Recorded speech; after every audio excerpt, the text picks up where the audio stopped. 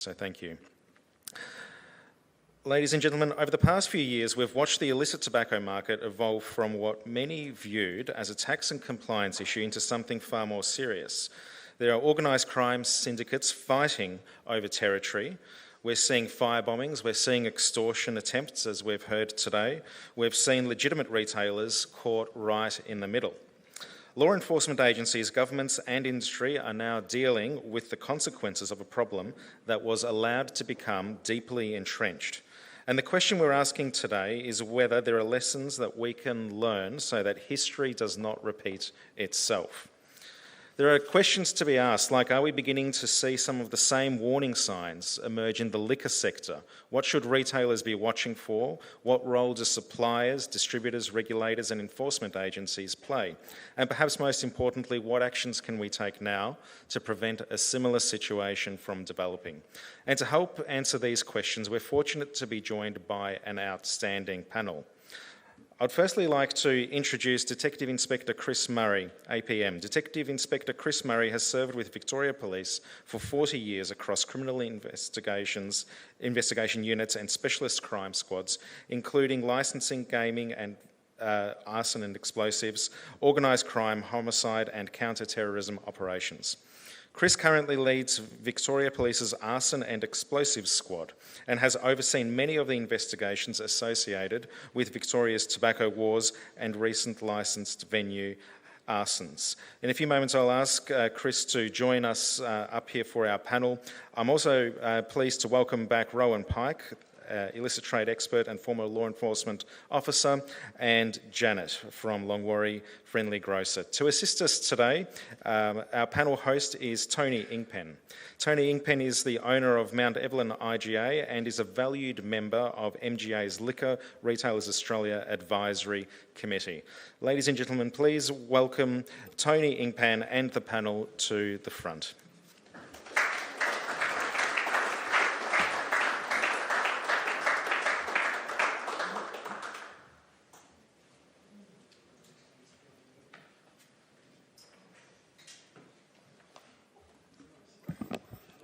Firstly, appreciate being asked to do this today and being given the honour to actually guide people. Normally I'm the last person you'd ask to get someone to guide, so we'll see how we go. Usually I'm needed to be guided quite extensively. But I guess I'm going to start with you, Chris. Firstly, thank you for being here. Obviously an enforcement officer that's right up at the front at the moment, and I guess we'd like to see, is there any trends or patterns that are emerging across the incidents we're having at the moment, from the past to cigarettes to liquor? Yeah, so firstly, I just wanted to comment, Janet, again, really powerful story. I wish we heard more stories of yours. And I'll say this, I will follow it up. There was a threat. That note in itself was a threat. So we'll have a chat tomorrow about that. But I'm, so disappointed that you had to go through that, and we see it far too often. So, which is, I suppose, a great segue into in July 2023, we started to see what is now known as the tobacco wars. We had 193 tobacco arsons. We've had 6 homicides attributed directly to the tobacco, including poor Katie Tangey, who was an innocent victim in Truganina, who died in January in 2025. In terms of trends, what we saw in the tobacco wars, and I heard the phrase whack-a-mole. We've seen that whack-a-mole. That is criminal groups using youth, often utilising encrypted, in fact, the mainstay is using encrypted chat rooms to offer jobs for tasking for a few hundred to a few $1,000s. They generally won't know who they're working for. You see in your incident the use of the phone to video record. That is effectively proof of life in order to get payment. So we move from that to what we've seen with the licensed venues, and that commenced probably about 8 to 9 weeks ago now. The first of which we had the kidnappings almost in the spate of a week or two, venue promoters. And in fact, they got the wrong address and ended up kidnapping and torturing an innocent person. So we're dealing with really high stakes here, and we're dealing with serious and organised crime. And I'm not going to sugarcoat it, we're dealing with youth offenders that get paid on results and get paid. The more violence, the more they get paid. That's how it is. It is absolutely shocking. Just when you've seen it all in 40 years, you shake your head and you go, my God. So the trend we are seeing is moreover in the criminality itself. That is, we're seeing the same business model used by the tobacco organised crime syndicates used in these venues. That is, touting for business in chat rooms, encrypted chat rooms. These youth offenders. Why youth offenders? Well, my chief's been on the record to say this. There needs to be consequences for actions. And I'm sure you can join the dots when they use youth offenders, because often there are no consequences for actions. And I'm sure we can all think about scenarios and outcomes where that is the case.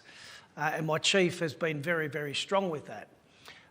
So we're seeing those youths commit these offences, often, in fact, I would say always the case that they won't even know who they're being tasked by, often working with individuals who they don't even know. They are very, very structured. They're very considered in terms of their taskings and how they go about it. That said, we have made, I think the nearest figures around 70 arrests for the most recent licensed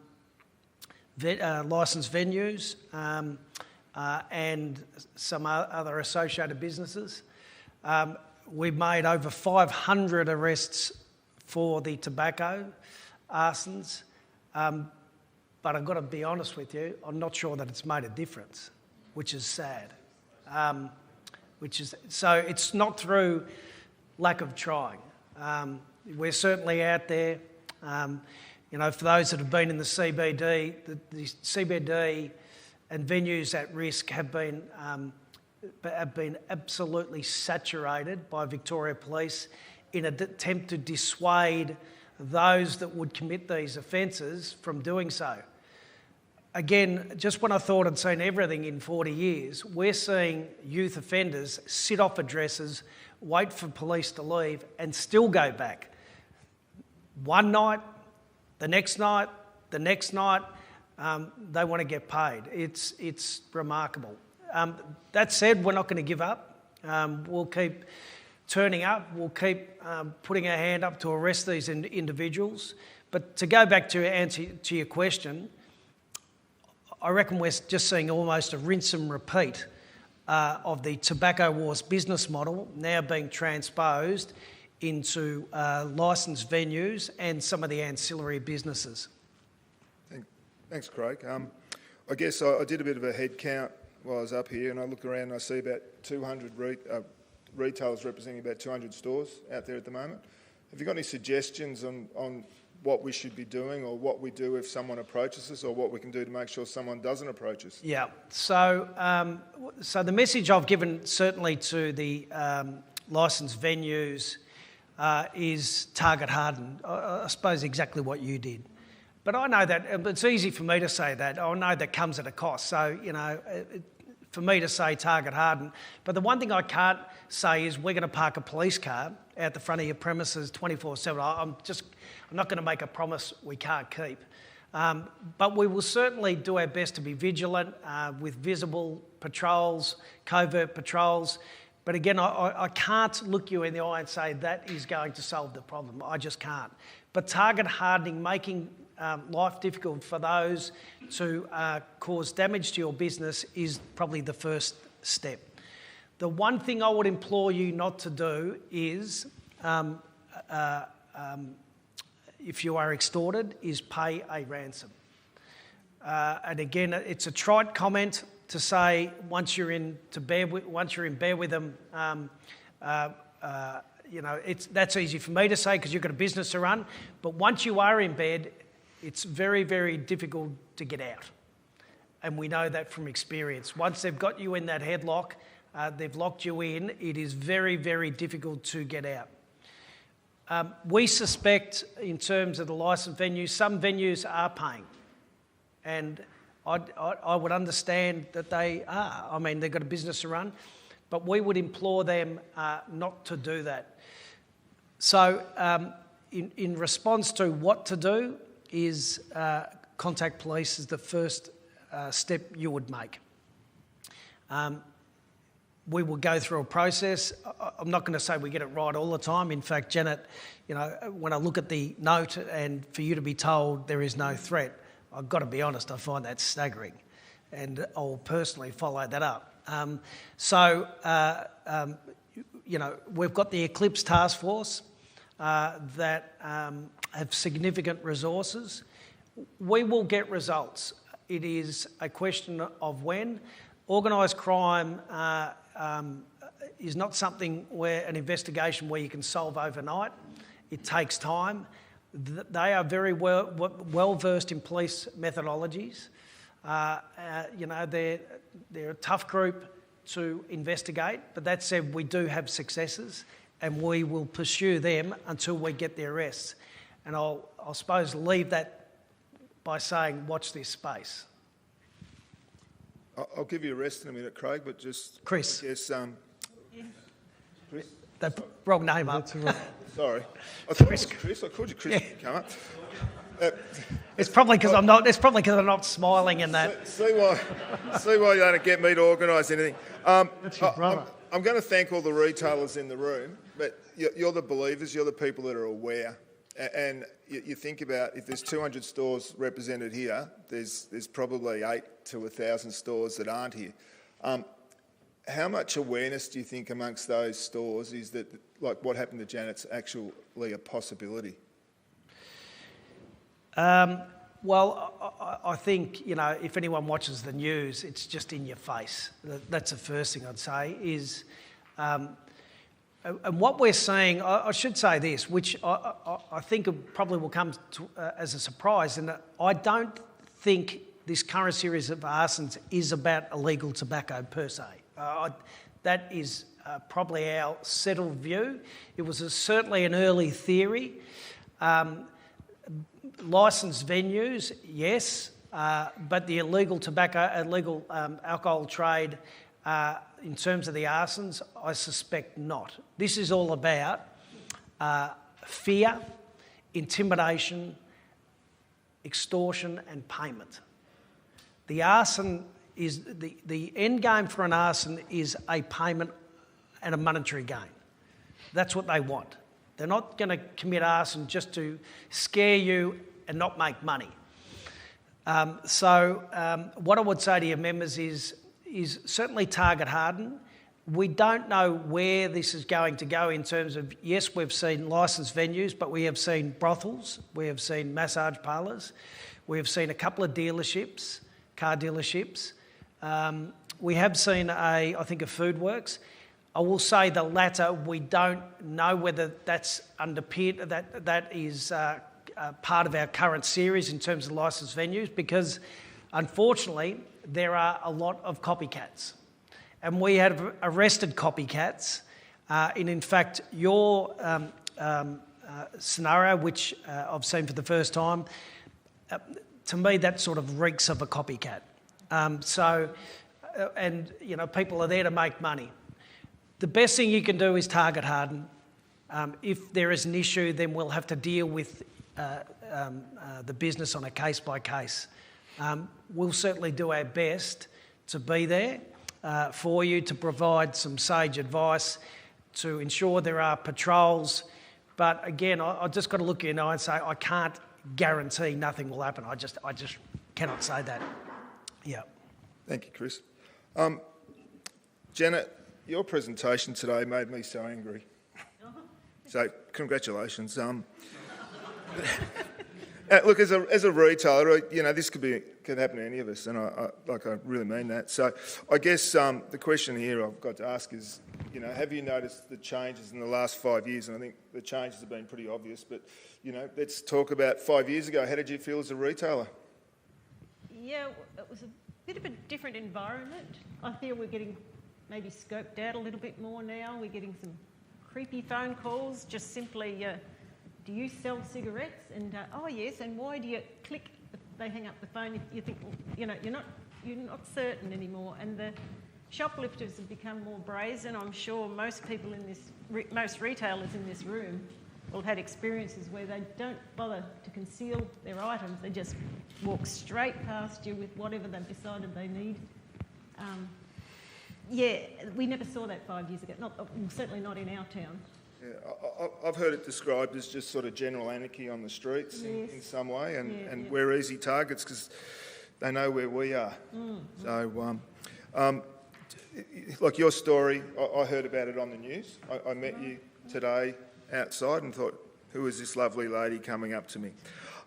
Doesn't happen very often. But are retailers out there coming up and asking you about your experience? And Mary spoke about you as a shining light, as an example. But are they actually learning from you? Not a great deal. We are hearing of a lot of reports of, oh, we were done last night, or the neighbouring business. There's just more going on. And yeah, if you're ever talking to other businesses, you can tell it's not what it used to be. Yeah, I've got two boys, 22 and 20. They think they're bulletproof. They think these things won't happen to me. And I guess, do you think the retailers out there probably have a similar sense of I think so. Confidence it won't happen to them? Yes. Yeah, well, we didn't think it would happen to us. Like, we've had no links to, we don't understand organised crime. We grew up in country Victoria, John and I. That was something that happened in the big cities or on TV. We knew nothing about it, and not even with the illicit shop there did we think we'd become the target. But just simply existing is enough for them to target you.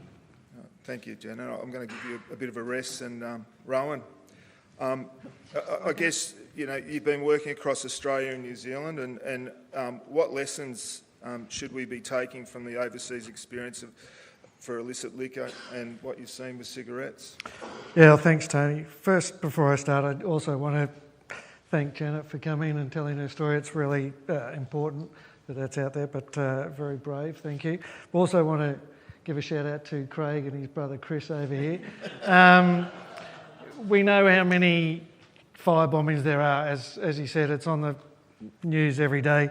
Imagine how busy the head of the arson squad is.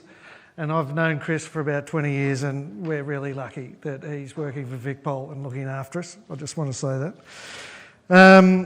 In relation to New Zealand, where I do a little bit of work, the tobacco story over there is helped by the fact that they regulate vapes and safer nicotine products, so they actually embrace that as a harm minimisation tool, whereas we don't in this country. And that has significantly lowered the smoking rate over there.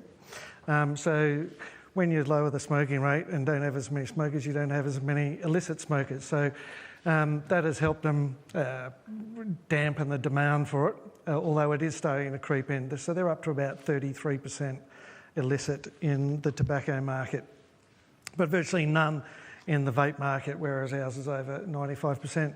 In relation to alcohol, whereas we're sitting at about $108, I think, for a litre of spirits, their excise rate is $60. So that takes a fair bit of the drive away from the illicit market and makes it harder for criminals to undercut that. So they don't have a huge illicit alcohol market, although they do obviously have some sort of smuggling. But strangely, they've got a system where they can distill their own spirits in their backyards for personal for personal gain. So how much of that goes on? They can also grow their own tobacco in their backyard. So it sort of colours the market a bit, but they're well ahead of where we are. Yeah. I guess living in Melbourne, I kind of and travel around Australia, I sort of feel that Victoria seems to be the epicentre of what's going on at the moment. And when I go to other states, I probably don't see it as much. But I guess, do you see the problems we're encountering now emerging and getting worse in the other states of Australia? Sort of as I said before, I think we get distracted by the violence and think that indicates the strength of the illicit market. I would say the illicit market's as strong all over Australia. It's just that our criminals are too stupid to hide it, and they bring it to the surface, and then that attracts enforcement response from Victoria Police and others. But certainly there's been recent reports of illicit alcohol in Queensland and New South Wales, and these are driven by federal policies. So where the market is in Victoria, it's going to be in all the other states as well. And just because they might not have the same level of violence doesn't mean that it's not as big a problem. I was trained by my father, and I guess he used to tell me and tell me and tell me again. So I think this question you've probably answered, but I'm going to ask it again so you can say it again. Why do you think organised crime is actually moving into the illicit market of cigarettes and liquor? Oh, it's just the money. Yeah. They're going to follow that wherever they can. As I said, they probably saturated the tobacco market, and now they're looking for other avenues. It concerns me about what Chris said, that extortion is really, in Victoria Police's view, the primary driver of the violence, because it's not going to be just confined to the tobacco industry, not confined to the alcohol industry. If you're going to extort a shop, you can extort any shop. And the people here for the MGA represent cover a range of industries, and they can easily go into any shop on the high street now. So to do that same sort of criminal methodology, so that's a major concern. Yeah. No, thank you, Rohan. Janet, back to you now. Prior to your own bad experiences that it's happened probably within the last 18 months, 2 years, did you think that was a possibility, something like this could ever happen to someone that's the hub of the community, servicing the community, in a community that, if it wasn't for you, would be driving 20 minutes or half an hour? It's changed, hasn't it? It'd be a product of your wild imagination. And if John's parents they came back, they'd be horrified at such a story, and they'd really be wondering what's happened to our country. It's just crazy. Yeah, I guess it's a lesson to the people that are here and the people that aren't here. It's you're not safe anywhere at the moment with what's going on. No, so don't worry. It's a lesson for us all. I guess what surprised you about the whole thing was an enormous surprise, but I think, well, I don't want to offend anyone, but law enforcement and local shire, there was just nothing coming back from them. We were expected to just wear it as if it was a normal part of doing business. There was just nothing. Yeah. We still just left wondering what happened to us. Do you think there was any warning signs of this coming, or is there anything you would have done differently or could have done differently in hindsight? The only thing I maybe would have liked to have done was to have spoken to the owners of the newly built illicit shop, had I known them. I don't know if that would have made any difference as to who they put in there as tenants, but if that shop didn't exist, it brought a different element to town, and I think without that shop we may not have gone. Who knows? Yeah. Well, I might just add to that. Yeah. It's frustrating when we see these premises leased out, often for cash, paying massively over the odds, when the landlords know exactly who and what they're renting these out to. So what was the first thing you'd noticed? You said it in your presentation. An illegal tobacco store moved in, and then it all began. It's frustrating. It is, and I'm speaking from the heart in terms of how frustrated we all are. That's where it all began. And we've tried to let the landlords know and equate themselves to their standard clause in their insurance contracts around illegal activity, that from an arson squad perspective, if we see an arson in a store and we're aware they know about it, we will be cooperating with the insurance company, of course. But we need, certainly legislation like other jurisdictions do, where landlords are held to account. What happens when that tenant, the landlord doesn't want them back in, like in our case, and then the tenant buys the premises? They've got the money. Yep. They've got no one to answer to. There is no landlord. No. So the landlord rules would not apply at that point. Correct. Is there something in place? No, not at the moment. Right. We're waiting with bated breath. Yep. While we were here, Chris, I just want to say this is probably the least I've ever spoken with a microphone in front of me. So I'm just going to talk a little bit about my experience and throw it over to you. But I guess we spoke about an illegal tobacconist opening. Illegal. Doesn't happen in Australia. It's been happening in Australia for 20 years, but it's illegal and people haven't believed it. The liquor thing's hotted up, particularly around Chapel Street and everything like that, and that's got the attention, when people are getting hurt and businesses are being firebombed. The hospitality side of things, like whether it's security or whether it's security so they can sell drugs inside the venues. I can't work out why a car yard's been targeted, but God knows what's happening in the bathrooms or behind scenes, the brothel, which is a legal business, assumably. I guess, is it dangerous that we're thinking about the industry and not thinking about just the broader, we're losing control of what's happening on the streets? Yeah, well, I'll just address a couple of things there. Just in terms of, let's get back to the root cause. This is about money.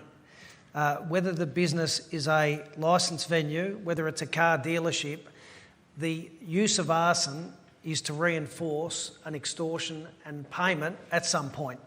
So there doesn't have to be any illegality by that business whatsoever. You're proof in the pudding, in the sense that ultimately, if they wanted to firebomb your premises and it didn't take hold, they'll come back and ask for you to pay a tax if you want to keep your business open. Now, then you've got a choice. Do I pay or don't I pay?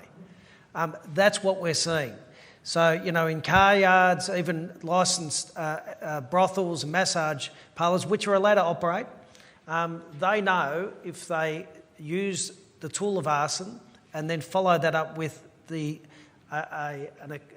threat, a demand, often they'll get paid. That's the business model. So it's a tried and true business model. The reality is, and I hope they're running out of crooks, because we're arresting nearly all the crooks that do this. In terms of the doers, we're making a lot of arrests. What we will now work our way up the food chain and work out, and we believe we've got a handle on who is doing what, and it's been on the record. There are individuals overseas in Iraq pulling the strings with onshore players here. We know who they are, and it will take time for us to work that up and put them before the courts. We'll get there, but these are not a quick fix, they're a slow burn. Thanks, Chris. To you, Rohan. Thinking back to the lessons learnt from the illicit tobacco, was it a widespread problem, or was it a relatively small located problem that was ignored by industry/government until it evolved to where it's at today? No, it's always been a pretty widespread problem. I think that the problem was underestimated for a long time by official figures.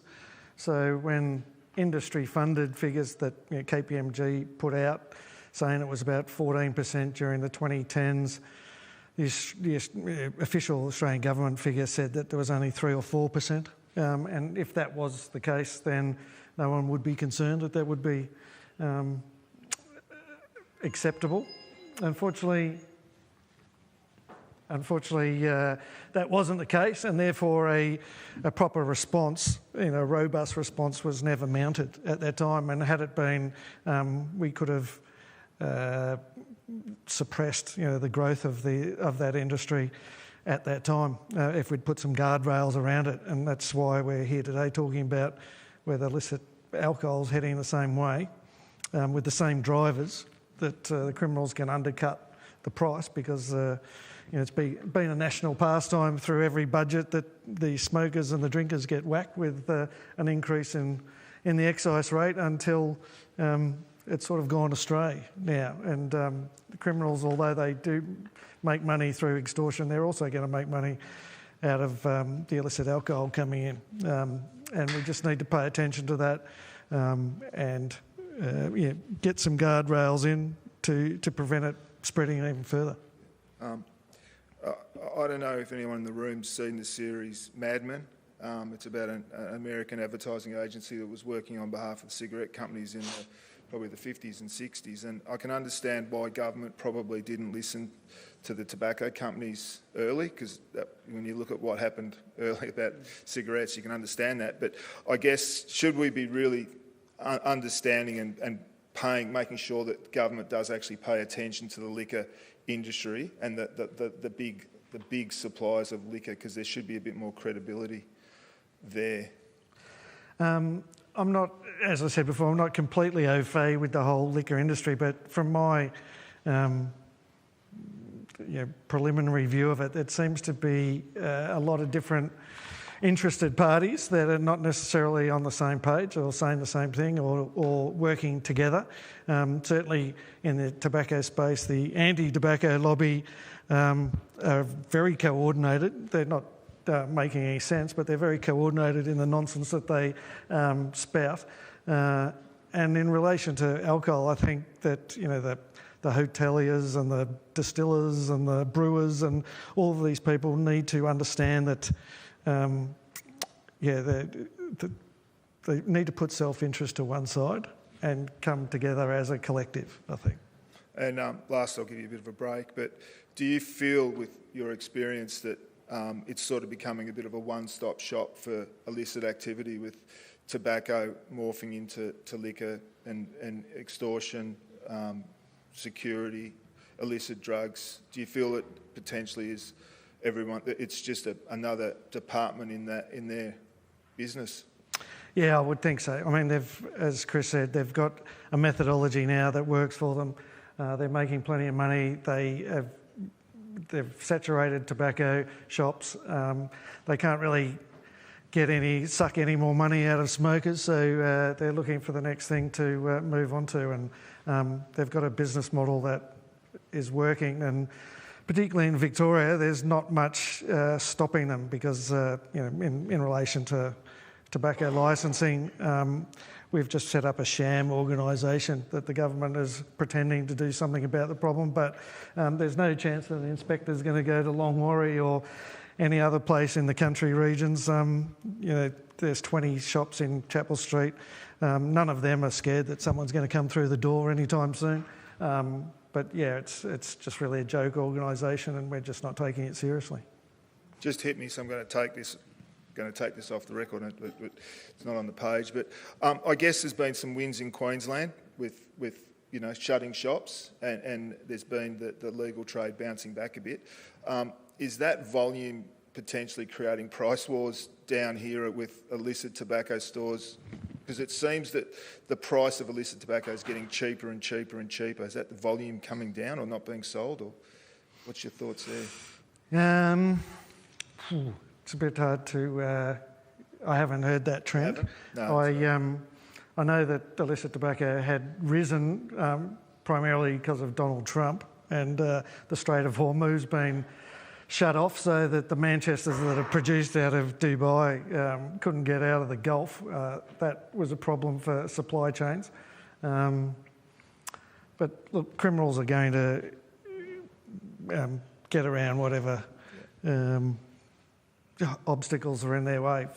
You would have heard on Sunday night on that Spotlight program that criminals are now bombarding the Sydney port. So customs, or the ABF, have their resources scattered throughout Australia in all the ports, as they would. But the criminals have decided if they just bombard one port, they're going to overwhelm them, those resources. So the 3 or 5 containers that they're searching per day, that's nothing like the 100 that are coming through full of tobacco. So the criminals are pretty good at working out vulnerabilities in the system. Thank you. Thanks, Rohan. To you, Chris, I've given you a bit of a rest over there, but I'll bring you back in. You spoke about reporting to the police, and I guess in your experience, what is being missed early to actually maybe prevent something that a retailer out there could go, I should have gone earlier and made the police aware? Yeah, so the message we've sent to certainly the venue owners is we often see the crooks do reconnaissance, surveillance. In fact, we've caught many as they're doing dry runs.